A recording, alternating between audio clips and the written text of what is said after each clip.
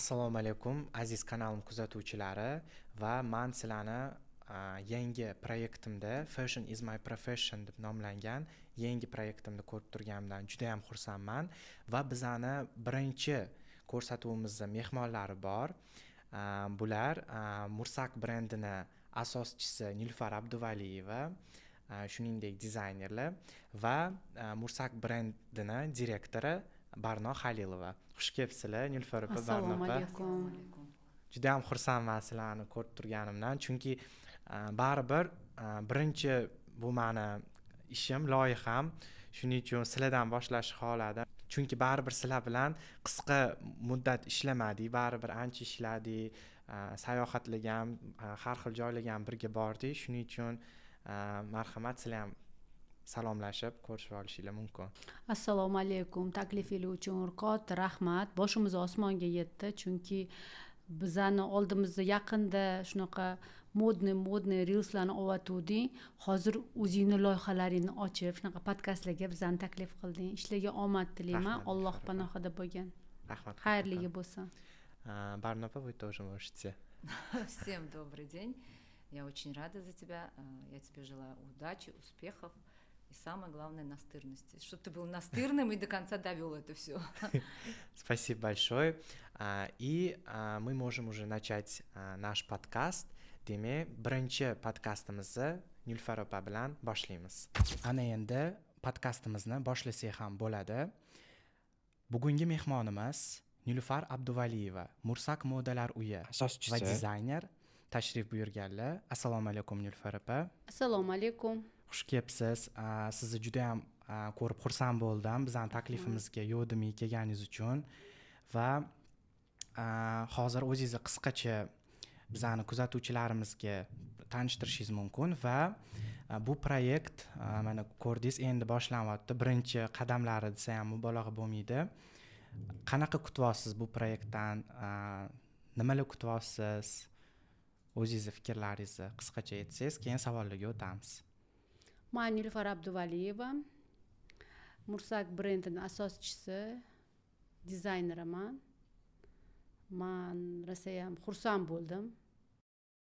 Siz o'zingizni yangi loyihangizni boshlaganingizga, chunki baribir aytadi-yu, Alloh xayrli qilib bersin, oxiri bilan bersin. Endi kelmasam uyat bo'lardi. Baribir men xohlayman, mana bilan ishlagan jamoamizni kelajakda qanaqa ishi bo'lishidan qat'iy nazar qo'llab-quvvatlashga har doim harakat qilaman. Men o'ylaymanki, bu proyektinglar bardavom bo'ladi, oxiri bilan xayrligini bo'lsin. Rahmat kattakon Nilufar opa.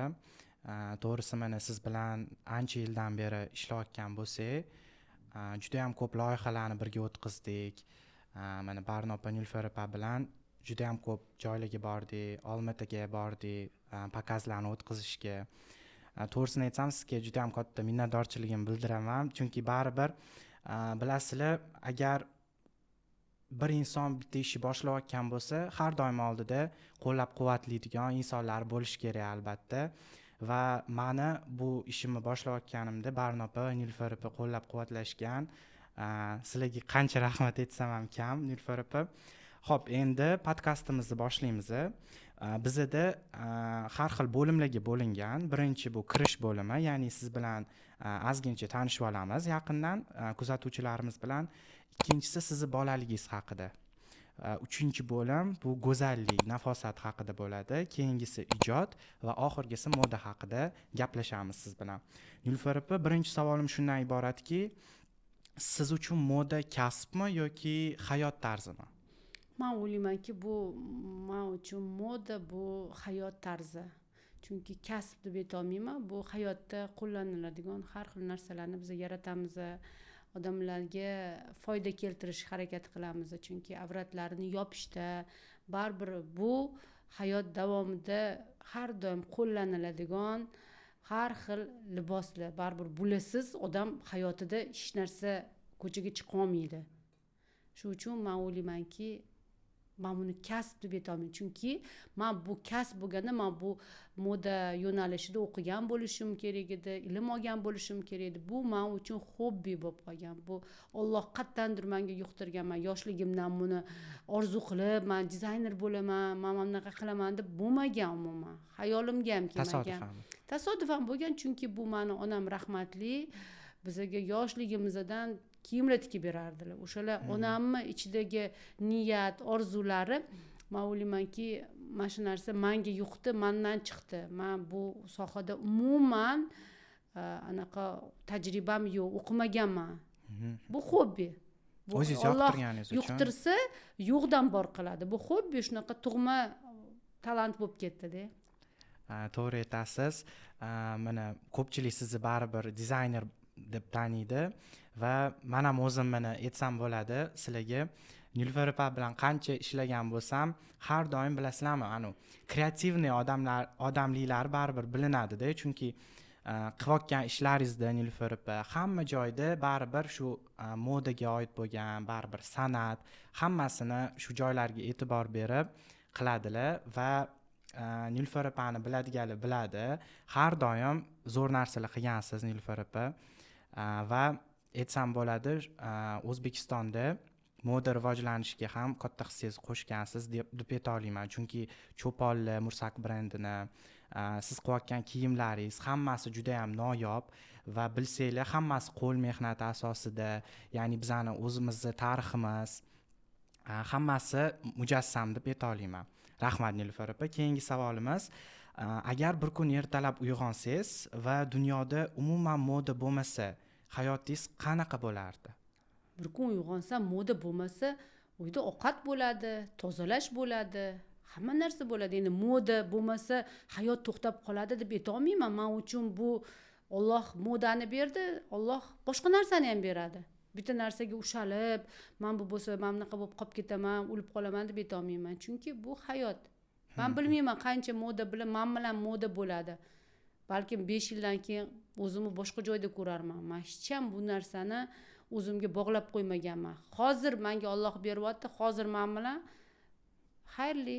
Ya'ni o'zingiz boshqa sohada ham men hamma narsada men shunaqa insonman, bitta narsada to'xtab qola olmayman, bitta narsada bog'lanib o'tira olmayman. Narsani qilamanmi, mehr bilan boshqa narsani ham qila olaman. Hamma narsa qo'limdan keladi. Xudoga shukr, Alloh shunaqa meni mukammal qilib yaratib qo'ygan. Ovqatlarni mazali qila olaman, shirinliklar pishirishim mumkin. Hatto bo'lsa ham psixologman, baribir o'zimda diplomim bor. Motivator bo'lib ishlashim mumkin, psixolog bo'lib to'g'ri boshqa odamlarni qayg'usini olib o'zimdan chiqara olmayman, keyin uni baribir ichimga yutib olganimdan keyin o'shanga oladigan insonman-da. Men billa o'sha odamlar bilan billa shunaqa qiynalsam ham billa bo'lishni xohlayman. Bu psixolog bo'lsa, bu hamma narsani o'ziga yutib oladi-da, baliqqa o'xshab. Shu uchun men o'ylaymanki, motivator zo'r chiqardi mendan. Yuristman, borib advokaturada ishlashim mumkin, notarius bo'lishim mumkin, yurist bo'lishim mumkin, ekonomistman, ekonomikani bilaman, bankda ishlashim mumkin. Hamma sohada, hamma narsadan bor-da, Xudoga behisob shukr. Qayerdadir to'xtab qoladigan inson emasman. Alloh menga har doim yo'limni ko'rsatadi, chunki men tavakkal qilib yashayman. Ilohim bardavom bo'lsin qilayotgan ishlaringiz va hech qachon qilayotgan ishlaringizdan to'xtab qolmang. Kuch-quvvat tilayman sizga. Ovqat haqida aytib o'tib ketdilar. To'g'risini aytsam, Mursakda bizning ishxonamizda har doim qaysidir bayramlar bo'ladimi yoki kimnidir tug'ilgan kuni bo'lishi mumkin, har doim ovqat qilib berardilar. Men o'shanda to'g'risini aytsam mazza qilib yerdik hammamizni. Juda ham qo'llari shirin Nilufar opa.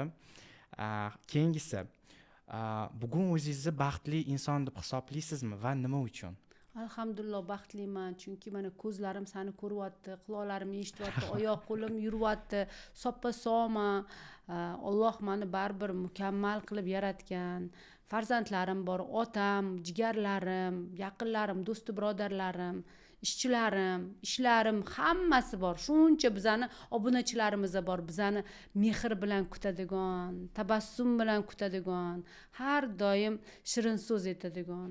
Allohga shukr, shu tinchlik, xotirjamlik yurtda yashayapman, osmonimizni musaffo nimasi yana mana shu baxt man uchun million milliard dollar bo'lib uyi bo'lib qo'sha joyi bo'lib yoki nimasidir bo'lib emas, baxt bu man uchun hamma narsam bor, xudoga shukur nevaram ham bor. Bundoq qaraganda-da oldin o'ylardim baxt o'zi, men ham o'zimga shunaqa savollar berardim, qanaqa o'ylashimiz mumkin, qanaqa qabul qilamiz, baxt o'zi qanaqa bo'ladi, ering borligidami, uyingda hamma narsang bor, bolalaring bor, u bordami, pul bordami, yo'q, unda emas. O'sha paytda ham erim bo'lganda ham, pulim bo'lganda ham mana men ishlar qilmasdim, lekin har xil bizneslar qilardim, har doim pulim bo'lardi-da. Katta biznes qilib, o'shanda ham men o'zim ichimda nimadir yetishmaslik bo'lardi-da. O'shanda mukammal baxt bu odamlar kutayotgan million dollarda bo'ladigan emas. Prosta odam ichida xotirjamlik baxt. Gaplaringizga qo'shilaman Nilufar opa, chunki baribir aytganingizdek, baxt, agar inson baxtli bo'lmasa, baribir hayotdan qanaqadir siqilib qoladi, qiyin bo'ladi, baribir yashash. Endi sizni bolaligingizga o'tamiz. Bolaligingizdagi Nilufar qanday qiz edi? Mani bolaligimdagi kichkina jajji Nilufar shunaqa qiz edi, hech qachon bitta joyda bo'lmasdi. Olovdi, hamma narsani qilib ko'rish kerak edi, hamma narsa men uchun qiziq edi. Men uyda o'tirib, muloyimgina qiz bo'lmaganman, to'g'ri. Ish qilishni yaxshi ko'rardim, ovqat qilishni yaxshi ko'rardim, lekin onamga onam, otamga shunaqa yopishib olgan qiz edim, hech qachon ularga bundoq xotirjamlik yashashga bermaganman-da. Hozir eslasam, mana yoshligimni o'zim aytaman-da, nimaga menda shunaqa bo'lgan ekan? Nimadan qo'rqardim? Har doim qo'rqardim. Mana ota-onamga nimadir bo'lib qoladi, kimdir nimadir qilib qo'yadi, ular bilan birga uxlagim kelardi, ular bilan birga yonligida turgim kelardi. Lekin maktablarda zo'r o'qiganman deb ayta olmayman. Endi to'g'risini aytish kerak. Baribir o'qituvchilarim ham ko'rib qolsa bilib qolishadi. 3 mani bahoyim edi-da. O'zim 5 qolirdim, mani o'rtoqlarim hammasi a'lochi edi. Xohlardim a'lochi bo'lishni. Sho'x-shaddod qiz bo'lgan. Lekin o'shanga qanaqadir bo'lmagan-da. Ehtiyoj bo'lgan, hamma narsa mukammal bo'lgan, lekin o'sha paytda bolalik kayfiyatim kattaroq bo'lgani uchun faqat o'yin kulgularda o'tirish xohlardim. Aytadi-yu, baribir qanaqa bo'lgansiz, aytib bering desanglar, men sho'x qiz bo'lganman, urushqoq bo'lganman, urushardim, hammani aytib berardim adamga. Adam meni shunaqa yaxshi ko'rardilar, o'tbotga ketsalar ham seyflarni kaltlari menda qolardi-da. Mana shunaqa shunchalik ishonardilar. Ishlardilar, o'sha paytda oyliklarini ham menga berardi, o'shanda mayda pul har xil, endi u paytda kuponmidi, so'mmidi esimda, o'sha pullargacha berardilar. Qattandir kelsalar ham mana shunaqa sho'xligimdan men sovg'alarni birinchi bo'lib ochib olishim kerak bo'lardi. Shunchalik men o'zimni nima desa bo'lardi, o'zimni mehrimni ham berardim, ham mehr ham olardim-da. Kimdadir aytishadi, otam bilan yaqin edim, onam bilan. Menda onam bilan ham rahmatli yaqin edim, otam bilan ham yaqin bo'lganman. Sho'x bo'lganman-da, o'zimni aytganimdan hech qachon qolmasdim.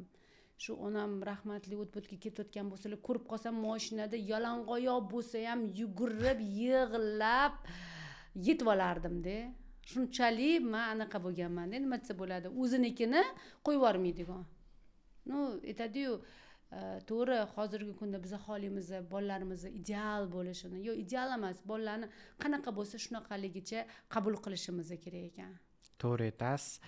Hozir ham shu hislatlaringiz seziladi, bor. Tez edim. O'qituvchilar har doim shikoyat qilishardi. O'qishga bormasdan qarindoshlarimga borardim, uxlardim, mana shunaqa qilardim-da. Yuradigan nima desa bo'ladi, o'rtoqlarim bilan faqat ovqat yegani borardik. Kichkina qiz bo'lsa ham magazinda aylanardik. Mana shunaqa o'zini yo'lini o'zi tanlab oladigan qiz bo'lganman-da. Hozirgacha ham shunaqa bo'lsam kerak. Hozir ham lekin seziladi shu hislatlaringiz, ayniqsa bitta ishni boshlaganlaringizda hech qachon yarim yo'lda to'xtatmasdan oxirigacha olib boradilar. Shu odatlari bor. Misol uchun, men ham video bularga olib, qilganlarimda ham oxirigacha qilmagunimcha qo'ymasdilar.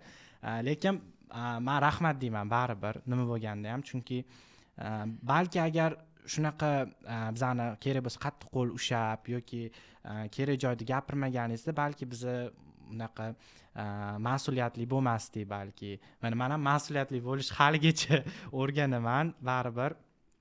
Rahmat Nilufar opa. Keyin yana shu savolimiz, bolaligingizda qanaqa eng yorqin xotirangiz bo'lgan? Mana eng yorqin bo'ladi-yu, shu esingizda qolgan. Bolaligimdami yorqin xotiralarim ko'p bo'lgan. Tema degan narsalarni tegardim, omma degan narsalarni olardim. Shunaqa inson edim-da. Faqat ani bo'lardi-yu, odamlarni onalari bo'lardi, shu urishardilar-da, meni quvlirdilar. Shu Nilufar qattasan, shu sen yo'q bo'lib qolaverasan, nima teyverasan deb urishardi-da. Men shu hozirgi hislatlarimni ko'rsam o'zim aytaman.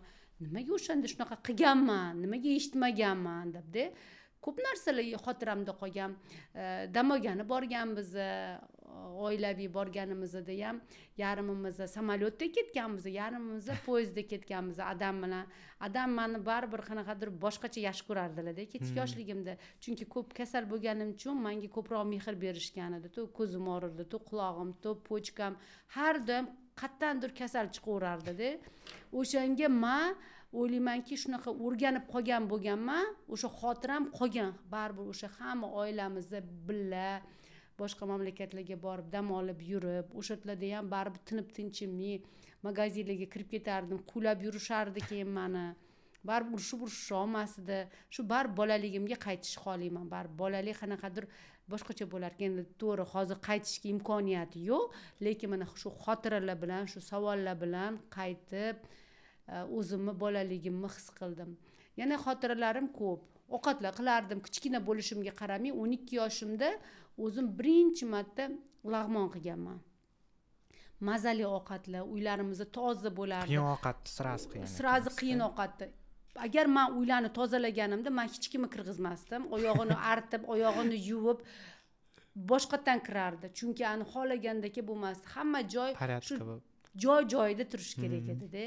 Shunaqa inson bo'lganman. Shu odatingiz menga ham yoqadi lekin. Shunaqa edim men. Lekin tema degan, omma degan narsalarni olib qo'yardim-da nimagadir. Juda ham bolaligingiz zo'r o'tgan ekan Nilufar opa.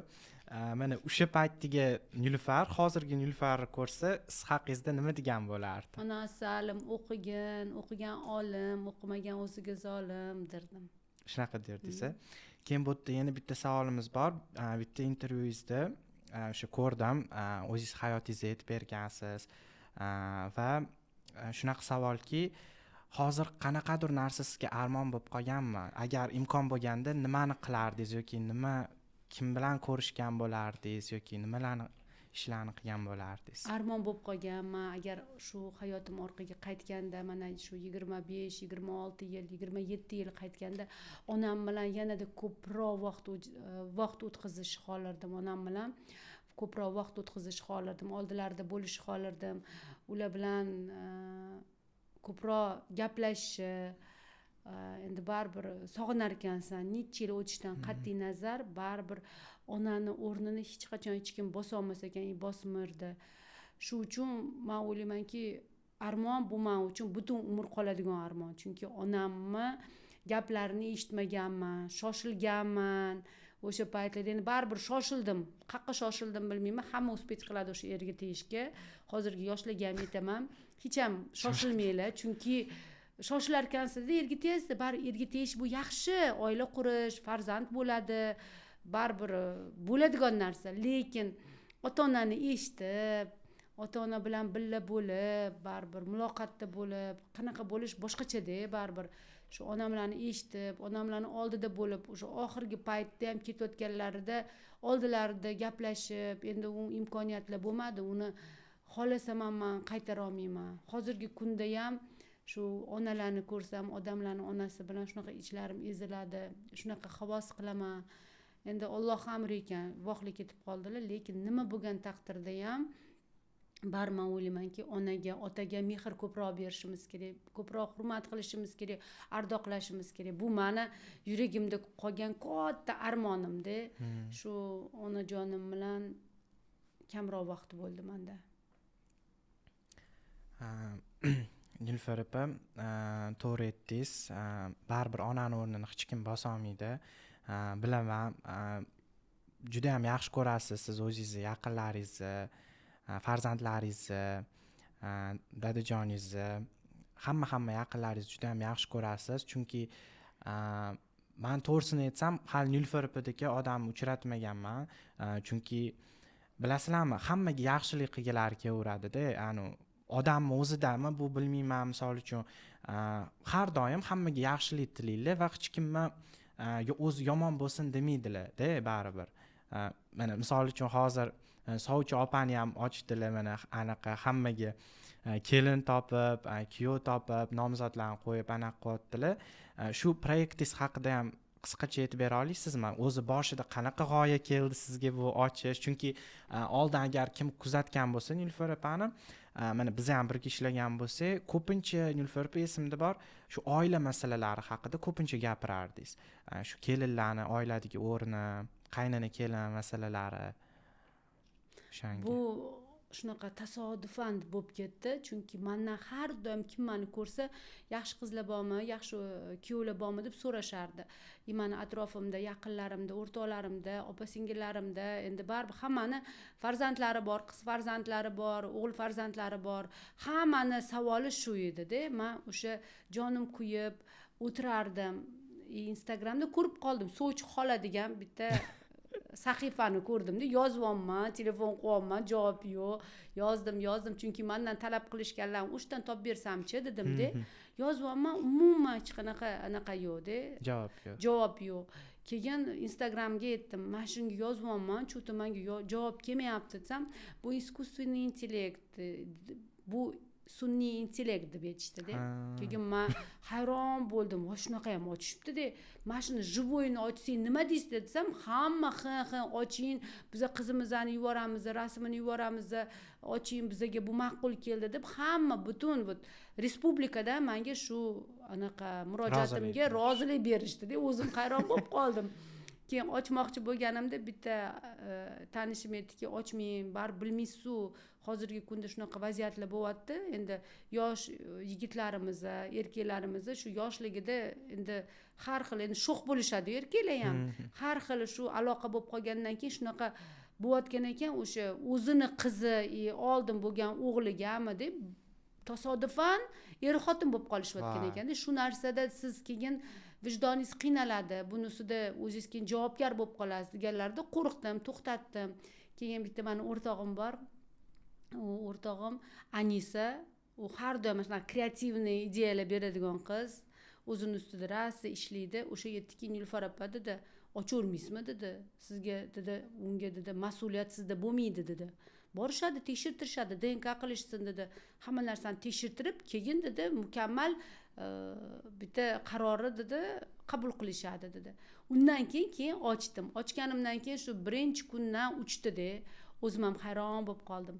Lekin men bunda xohlovdim, shu baribir bizani o'zbek qizlarimizni, yigitlar ham bir-birini chin taqdirini, chin muhabbatini topishi. Chunki chinda boshqacha bo'ladi-da. Hozirgi kunda ko'pda ajrashganlar ko'p. Ajrashgandan keyin ikkinchi hayotni xohlashmaydi, ikkinchi hayotga qo'rquv bo'ladi, ikkinchi hayot qayerdan topaman deydi. O'shanda mana shu narsani ustida ishlab, shuni ochishga o'zimga qaror qildim. To'g'ri, menga ko'plar murojaat qilishni boshlashdi. Ikkinchi xotin, uchinchi xotinga bunaqa xotinim kasal, ruxsat beryapti deb, lekin unaqa narsalarga mutlaqo yo'q dedim. Faqat bizda qonuniy bitta xotin bo'ladi, bitta er bo'ladi. Chunki hech kim o'zini bundoq qarasanglar, o'zimizga mana qiz bola kichkina bo'lsa, даже qo'g'irchog'imizni bergimiz kelmaydi. Bu yerda shu undoq o'zinglarni ko'z ochib ko'rgan eringlarni nimaga berishinglar kerak? O'sha uchun men aytdim, yo'q, faqat bu yerda qonuniy bo'ladi. Nima bo'lishidan qat'iy nazar qonuniy qilib shuni tashkillashtirdik. Lekin qoldim sizga, chunki Instagram kirganimda уже kanallar ochilib, videolar chiqarib, keyin aytdim, shunga ham ulguribdilar dedim. Chunki baribir endi dizayner bo'lganingiz bilan men bilaman, har doim ish qaynaydi, o'tdan bu yerdan zakazlar keladi. Bu osonmas ekan, bu Sovchi opa ochding, pul sanavotsan, o'tiribsan. Ko'pchilik mana oson deb o'ylashadi. Oson emas ekan. Meni o'zim ishimdan ham mas'uliyati katta ekan. Chunki bunga firma ochish kerak ekan, boshqacha bo'lmas ekan, buxgalter olish kerak ekan, ofitsialni ishchilar olish kerak ekan, SMM, videograf, keyin administrator, hamma narsa joy. Bu shunaqa mas'uliyati kuchli ekan. Baribir biz naloglarigacha to'lab, hammasini shunaqa qonuniy ishlashga o'zimga qaror qildim, chunki men baribir qonuniy hamma bizani oldimizga qo'ygan qonunimizni qo'llab, o'shandan chekkaga chiqmasdan ishlarni olib borishga har doim men qaror qilaman. Chunki baribir o'zim qanaqa xohlayman o'zimga bo'lishini, shunaqa birovga ham xuddi shunaqa tavsiya qilish kerak deb o'ylayman. To'g'ri aytasiz Nilufar opa. Keyingi bo'limimizda bu go'zallik haqida. Bilamiz, har doim o'zingizga qarab yurasiz, kiyinishlaringizda mana fashionga oid bo'lib har doim kiyinib yurasiz. Siz uchun go'zallik nimadan boshlanadi? Ya'ni ko'pchilik o'ylaydi, chiroyli kiyim kiysam go'zal bo'ldim, yoki misol uchun ko'pchilik o'ylaydi, sochimni qilsam, bo'yasam. Siz uchun mana nima deb Men uchun go'zallik bu qalb go'zalligi. Qalb go'zalligi bo'lsa, kiyim qanaqa kiyim kiyishdan qat'iy nazar, brendmi, oddiymi, uyda yurgan kiyimdami, o'sha inson go'zal ko'rinadi. Agar qalb go'zal bo'lmasa, nima kiyishdan qat'iy nazar u odamning go'zalligini biz ko'rsatib bera olmaymiz, biz uni his qila olmaymiz. Baribir aytadi, ichingda bori yuzaga chiqadi deb. Shu uchun ichimizni tozalashimiz kerak. Hech ham birovga yomonlik ravo ko'rishimiz kerak emas, chunki baribir hamma narsa qaytadi dunyo. Hamma narsa qaytar dunyo, chunki biz o'zimizga qaytmasa farzandlarimiz bor. Shu uchun men o'ylaymanki, men uchun eng muhimi qalb go'zalligi. Juda ham shu fikrlaringiz menga yoqdi. Baribir odamda to'g'ri aytasiz, qalb go'zalligi bo'lsa, hamma narsani yopib ketadi deb o'ylayman. O'sha aytganingizdek, chiroyli kiyim bo'lsa ham, boshqa bo'lsa ham. Nilufar opa, mana endi siz mendan ko'ra baribir tajribangiz katta fashion sohasida. Misol uchun siz qaysidir libosga qarab bo'ladi-ku, o'zi mana yoqqan, o'zingiz ko'zingizga ko'rinib yoqqan kiyimga mana bu haqiqiy san'at deb qaysi kiyimga ayta olasiz? Men qadimiy tarixiy choponlarimizga qaraganimda shunaqa qo'l mehnati bilan qilingan, har xil matolar ishlatilgan, tabiiy zo'r qilib bizani mohir ustalarimiz tikib berganini ko'rganimda shu haqiqiy san'at asari deb hisoblayman. Chunki mana hozirgi kunda biz ham kollaboratsiya qildik. Mashhur bizani Akmal Nur rassomimiz bilan men ularni asarlarini ko'rganimda har doim ilhomlanaman. San'at asari deb o'zim his qilaman, chunki baribir aytadi, kimdan ilhom oladi. Baribir shunaqa mehr muhabbat bor asarlarni ko'rganimda shu menda qanaqadir bilmayman, qanaqadir tuyg'ular uyg'onadi. Shu uchun hammani baxtli ko'rishni xohlayman. Rahmat Nilufar opa. Nilufar opa, kelgan mana sizni kiyimlaringizni, cho'ponlaringizni sotib olayotgan odamlarga, misol uchun mana ular kiyganda siz cho'poningizni nimani his qilishni xohlaysiz? Men ular xarid qilib olayotganda bizani mijozlarimiz kiyganda bizani shu ayollarimiz mehri bilan, muhabbat bilan qilganini his qilishni xohlaymiz. Biz ularni avratlarini yopib, ularga ham qanaqadir shunaqa xursandchilik tuyg'ularni berish xohlaymiz. Faqat yaxshilik, shunaqa to'y marosimlar ko'p bo'lsin, biz har doim ularni xizmatida bo'laylik. Ularga baxt olib kelsin shu. Baribir chiroyli libos kiyganda, chiroyli to'y hasham bo'lganda, chiroyli to'ylar bo'lganda nima his qilamiz? Faqat baxt. To'g'rimi? Bu ham qanaqadir orzu, niyat. Bizda o'zbekchilikda har doim chiroyli liboslar qilib, chiroyli narsalarni yaratib berib, chiroyli narsalarni kiyib, chiroyli bo'lib uyda erini kutib olish, bu men o'ylaymanki, bu ham san'at asari. To'g'ri aytasiz. Nilufar opa, mana ijodga keladigan bo'lsak, ilhom sizni o'zi topadimi yoki siz qayerdandir izlab topasizmi? Ilhom meni o'zi har doim topadi. Shu ilhomlar rosa ham ko'payib ketaveradi, kelaveradi. Hech ham qaysi birini eplashni bilmay qolaman-da. Ko'pligidan shunchalik. Ko'pligidan. Mamnaqa bo'lganmi, misol uchun bir qanaqadir g'oyani o'ylab, kechalar uxlamay o'shani o'ylab chiqqansiz? Bo'lgan, mana men shu tarixiy qadimiy asar kiyimlarimizni yaratayotganda shu men faqat ko'zim oldida shu tarixiy qadimiy liboslarimiz kelaverardi. Muzeylarda ko'rgan narsalarim, uni qilish kerak, buni qilish kerak. Meni miyamda bo'layotgan narsani men tasvirlab bera olmasdim. Shu ishchilarga ham tushuntirardim, qarirdim, aytardim. Ular meni tushunmasdi, ularni ongi qabul qilmasdi. Men o'zim hayron bo'lardim, nimaga meni tushunmayapti, nimaga men shunaqa tushuntirib bera olmayapman deb.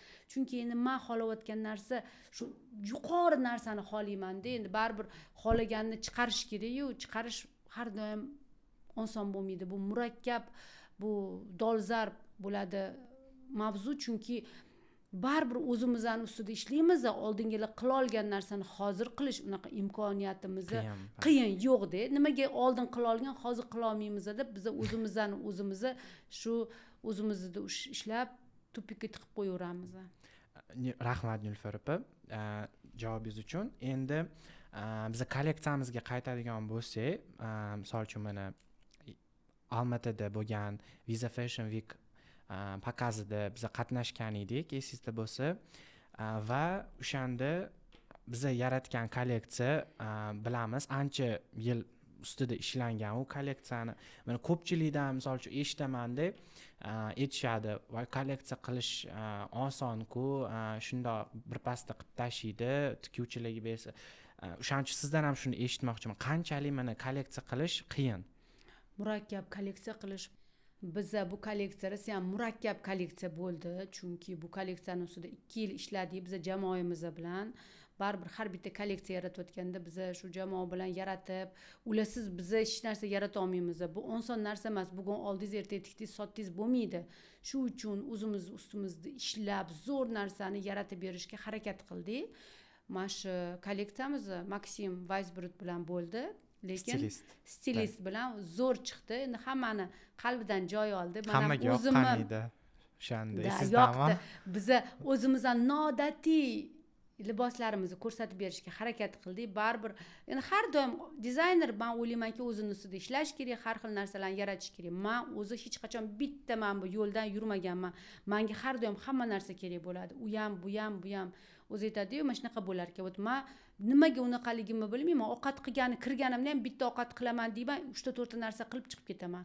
Ishga kelganda ham bitta narsa qilaman deyman, 3-4 ta narsa qilib ijodkorligingizni o'sha bitta narsada ketmadik. O'sha uchun o'zimizni sinab ko'rdik, har xil taraflama liboslarni qilib. Endi baribir hayotda bir xillik, men o'ylaymanki, odamni nafsiga tegib qoladi. O'sha uchun chiroyli narsalarni yaratdik, ustimizda ishladik. Olmaotadagilar hammaligi lol qolishdi bizani shu esimda bor. Kolleksiyamizga zo'r bo'ldi. Baribir har bitta insonni qalbidan joy oldi. Baribir bizani mana shu mijozlarimiz bor, biz ularni xursand qilish holimiz, ularga yangi narsalarni yaratib berish holimiz. Baribir bu ko'ryapsizlarmi qancha narsa mehnat. Bu bitta odam qila olmaydi. Shunda komanda bilan nechta qo'l ishlaydi, nechta ko'z ishlaydi, nechta kuni-tun ishlaydi, kuni-tun o'tadi. Bu oson bo'lganda hamma shunaqa oson qilib tashirdi. To'ppa-to'g'ri aytasiz. Menimcha hamma o'ziga kerakli bo'lgan javobni oldi deb o'ylayman. O'sha baribirchi san'atda bo'lgan odam, shu modani ichida bo'lgan odam baribir boshqacha tushunadi. Misol uchun men ham oldin hamma narsa oson deb o'ylardim. Bitta syomka qilish ham, misol uchun model bilan shunday chaqirdingiz, oldingiz emas, uni oldin tayinlab, g'oyasini o'ylab, mana misol uchun biz Nilufar opa bilan syomkalar qilganimizda har doim aytardikda, tez-tez qilib tashlaymiz deb, lekin butun kunimiz shunga o'tardi-da. Misol uchun fotosessiyalarni eslang Nilufar opa, kechqurun boshlaganmiz, esingizda bo'lsa. Cho'zilib qolardi. Baribir qanaqa professional bo'lishdan qat'iy nazar bizni zo'r qilib berishga harakat qilamiz. O'sha uchun jamoa bilan ishlagandan keyin endi 10 soat ham 15 soatga cho'zilib ketadi. Shuning uchun har doim aytadi-yu, nimani qilishdan qat'iy nazar baribir mehr bilan shu yondashsak, men o'ylaymanki, har doim natija bo'ladi. Rahmat Nilufar opa. Endi moda haqida keladigan bo'lsak, shu oxirgi savollarimizdan, bugungi moda odamni o'zgartiryaptimi yoki odam modani o'zgartiryaptimi? Nima deb o'ylaysiz? Men o'ylaymanki, endi moda deb yugurib ketavermaymiz, modani orqasidan. Modada bo'lishi mumkin shunaqa narsalar bizga u xos kelmaydi, biz uni kiya olmaymiz. Hammani o'zini stili bo'lishi kerak deb o'ylayman. Men modani orqasidan modaga yondashaman, modaga qarayman, qanaqa trendlar chiqyapti, ko'raman, olaman, qanaqadir mikslar qilaman, lekin men modani orqasidan yugurib ketmayman. Chegarani ham bilasiz. Chegarani bilaman. O'zimga xos bo'lgan narsalarni, stillarni tanlashni xohlayman. To'g'ri, endi hamma narsani ilib olmaymiz moda deb. Odamlar bu bizga to'g'ri keladi. Ularni ham odamlar yaratgan, odamlar ham o'zi xohlab qiladi. Endi uni ham tanlab olamiz. Odam, men o'ylaymanki, o'zi har doim o'ziga xos narsani olib kiyib yurish kerak. Stilistlarni o'ziga yondlash kerak, chunki baribir moda deb yugurib keta olmaydi. Baribir odamlar ko'pi puli borlar ham, puli yo'qlar ham, даже men nima kiyishda har doim ani ikkilanaman, uni kiyimi, buni kiyimi, nima olaykin, nima qilaykin deb. O'sha uchun menda ham shunaqa xoslar bor, odamlarda ham bor. Baribir o'sha ustida ishlash uchun professionallarga murojaat qilish kerak. To'g'ri aytasiz Nilufar opa. Endi yana shu savolimiz shundan iboratki, sizningcha misol uchun bir xillar bilamiz aytishadi, men to'g'ri kiyina olmayman, menda yo'q did deyishadi. Siz nima deb o'ylaysiz? Didni o'rgansa bo'ladimi yoki bu Alloh tomonidan berilgan bu ham bitta yo'q, bundoq qarasa did Allohdan berilgan ham bo'ladi. Keyin nasmotrенность bo'ladi. Hozirgi kunda Pinterest'lar bor, ochish kerak, Instagram'lar bor. Qanaqani mana o'ziga his qilsa, kimni liboslari, kimni mana shu kiyinishi, hayot darajasini olib borishi o'sha odamga qarab kiyinsa bo'ladi. O'sha o'ziga mosini, endi yarashadiganini. Meni kunimda hozirgi kunda men o'zimga komfortli kiyimlarni kiyishga yaxshi ko'raman. Tabiiy bo'lish kerak, потому что tabiiy bo'lmasa, men o'zimni komfortli qulay his qila olmayman. Tabiiy matodan bo'lish kerak, keng bo'lish kerak, qanaqadir to'g'ri ya'ni brend deb yugurib ketmaysiz. Brend deb yugurib ketmayman. O'zim xohlagan narsani olib kiyaman. Xohlagan narsamga imkoniyatim bor olib kiyishga, lekin menga qulaylik birinchi o'rinda. Baribir hozirgi kunda men ham nimadir kiygim keladi, qarayman, lekin har doim nima kiyishimdan qat'iy nazar meni muxlislarim meni enimdan ham yechib olishadi-da. Chunki men o'ylaymanki, men ularni qalbidan baribir joy olganman-da. Meni kiygan kiyimimni ham olib kiyishadi. Men xursandman bundan. 14 yillik mehnatimizni zoya ketmaganiga. Baribir kiyganda qanaqadir yuzida tabassum bo'ladi. Bu baxt men uchun. Albatta. Nilufar opa, keyin ko'pchilik men misol uchun kommentariyalarda men intervyularingizda o'qiganman, boshqa narsa. Men ko'pchilik yozadi-da, Nilufar opani men o'ylardim, Salim akani qizi anaqa mensimaydi, misol uchun oddiy kiyimlar kiymaydi deb. Mana shu narsaga qanaqa qaraysiz? Misol uchun men o'zimni fikrimni aytadigan bo'lsam, mana men sizni bilaman, как to'g'ri, baribir obro'li odamsiz, o'zingizga yarasha obro'yingiz, hurmatingiz bor, lekin baribirchi bilasizmi Nilufar opa, siz o'zingizda nima desam ekan, kibr yo'q. O'zingizni oddiyligingizni saqlab qolgansiz deb o'ylayman. Mana shu nimaga sabab? Misol uchun hozir ko'ryapmiz, endi bitta aniq hit chiqarishyapti, ashula yoki boshqa narsa qilishyapti, sirazi hech kim mensimay bo'lib ketishyapti. Shunga qanaqa qaraysiz?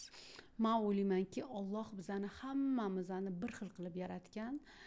Odam ota, momotodan hammamiz tug'ilganmiz. Kimdir shoh bo'lib yoki kimdir gado bo'lib yaratilmagan. Hamma bir xil.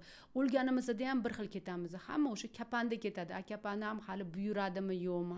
Bundoq qarasa, tug'ilganda ham bir xil tug'ilamiz. O'sha uchun menda kibr yo'q deb o'ylayman. Nimaga otam bilan onam, men o'ylayman, bizga shunaqa kibr ko'rsatmay, bizani baribir to'g'ri tarbiya berishgan. Chunki bu o'zidan o'zi kelib qolgan narsa emas. Baribir qush uyda ko'rganini ko'radi deydi, qush uyda ko'rganini qiladi deyshadi. Mana otamda ham unaqa kibr yo'q, adamda ham, onam rahmatlida ham bo'lmagan. Borini berib yuborardilar onam. Umuman nima bo'lsa berardilar. Qo'llari ochiq edi, otamni ham qo'li ochiq, onamni ham. Shu narsalarni ko'rgandan keyin bizda ham shunaqa kibri yo'q bo'lib, Xudoga shukr, shu paytgacha yashlayapmiz, saqlayapmiz. Baribir hammani Alloh aytadi-yu, beradi, lekin Alloh sinab ham ko'radi. Ertaga kunni ham ko'radi. Qanaqa bo'ladi? Bugun menga berdi. Agar men kibrli bo'lsam, ertaga Alloh olib qo'ysa, qanaqa yuraman keyin? Men o'sha uchun har doim bir xil yurishga harakat qilaman, ammo bormi, yo'qmi, menda unaqa narsam yo'q. Odam ajratish.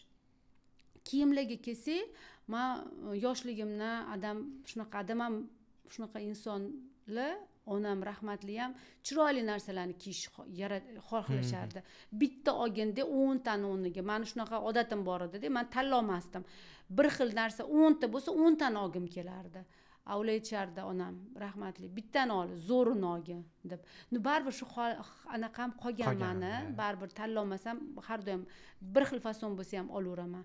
Adam bizani har doim yoshligimizdan chiroyli narsa kiyintirishga harakat qilardilar. Qayerga bormasalar, Amerikaga borarlarmi, Italiyaga, Fransiyaga ham chimadan narsalar olib kelardilar. Yoshlikdan shunaqa ko'zimizni to'q qilib o'stirganlar. Shu uchun men hozir brend kiyamanmi yoki o'zimizdan tikilgan men uchun qadrli libosimizni kiyamanmi, menga umuman anaqasi yo'q. Brenddan meni kiyimim qadrliroq deb o'ylayman. Chunki bu yerda mani o'zbek shu mani mijozlarimizni ko'nglini olish uchun mana shu mani komandam, jamoam qancha bunga vaqt ketkazganda baribir. To'g'ri. Zo'r narsani yaratib berish uchun. Albatta.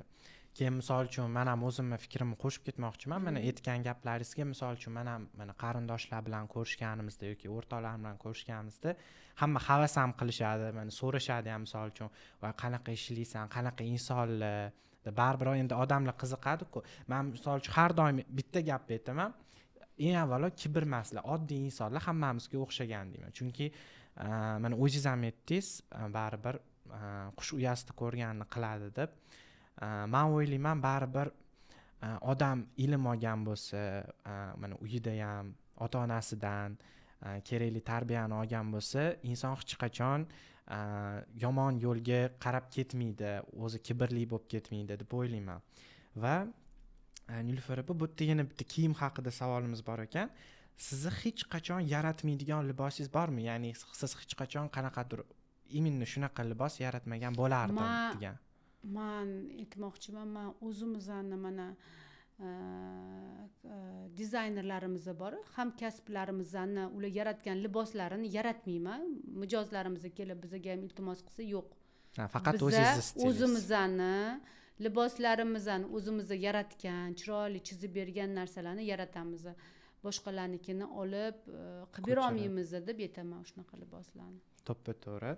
Va oxirgi savolimiz, agar umr bo'yi faqat bitta rang bilan ishlashingiz kerak bo'lsa, qaysi rangni tanlaysiz? Agar bitta rang bilan bo'lsa, faqat oq tanlardim. Bilmayman. Ya'ni poklik ramzi.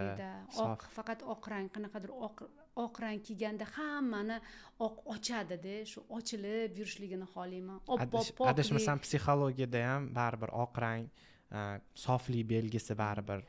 Men o'zimga oq rang yoqadi, chunki oq qanaqa rang bo'lishingizdan qat'iy nazar, qanaqa bo'lishdan shunaqa ochib qo'yadi qizlarni ham, yigitlarni ham. Oq rubashkalar, oq ko'ylaklar qanaqadir boshqacha bo'ladi. Nilufar opa, va fashion is my profession iborasi siz uchun nimani anglatadi? Ya'ni podkastimiz nomi bilasizlar, fashion is my profession. Ya'ni fashion bu meni kasbim degan anglatadi. Shuning uchun o'zingizni fikrlaringiz va yakuniy xulosani aytib o'tsangiz. Men o'ylaymanki, bu sizlarni shu tanlagan podkast uchun tanlagan nomi o'zingizga to'g'ri keladi. Endi men uchun bu fashion endi moda, har doim endi moda deb modaning orqasidan yugurib keta olmaymiz. Moda bu hayot ham moda-da. Har kunlik tarzim moda desak bo'ladi, chunki har doim uyda bo'layotgan narsa ham modaga o'xshagan narsa, to'g'rimi? Bu yerda kiyim bilan bog'lanib qola olmaymiz. Sizlarning oilaga omad tilayman, ishlaringizga Ibrohim, boshlagan ishing bardavom bo'lsin, Alloh panohida bo'lgan. Chunki aytadi-yu, Alloh etmasa bu narsa bo'lmasdi, biz ham bu yoqqa kelmasdik. Balki men ham sizlar bilan ishlamaganimda shu g'oya kelmasdi. Ishlamaganingda men sani to'g'ri qancha urishardim, to'g'ri yo'lga anaqa qilardim, baribir bu bejiz bo'lmadi. Qara, shunaqa podkastlar oladigan, уже katta знаменитый anaqa bo'lib ketding. Jurnalist bo'lib ketding. Bitta gapingizni men hech qachon unutmayman. Shu gaplari menda qolib ketgan. Ya'ni Nilufar opa har doim ishga borganimda bitta gap aytardilar menga. Ibrohim, o'zing ustingda ishla. Esingizda biz har doim aytardi, o'zing ustingda ishla, mana bizda joylarimizda mana syomkalar qil, o'zingni loyihalaringni qil, har doim qo'llab-quvvatlayman derdilar. Men mana shu kun kelgan ekan, mana balki boshladim. Mana keldik-ku, birinchi bo'lib keldik-ku sizlarni. Bizdan boshlading. Allohim xayrli qilsin, barakali bo'lsin. Ertaga ko'rganimizda shu Ibrohimni birinchisi anaqasida podkastida biza chiquvdik deb g'ururlanib yuraylik.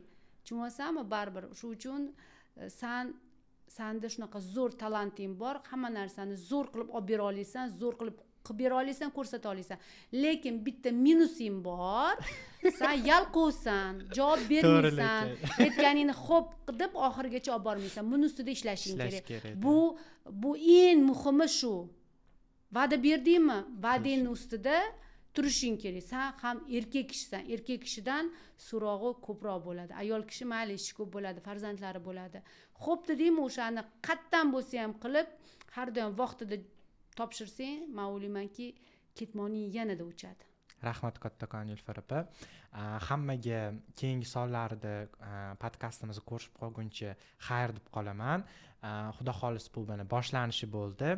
Kommentariyada yozib ketishinglarni iltimos qilardim. Keyingi mehmonimiz kim bo'lishini va ularga qanaqa savollar bergan bo'lardinglar, shularni qoldirib ketinglar. Rahmat.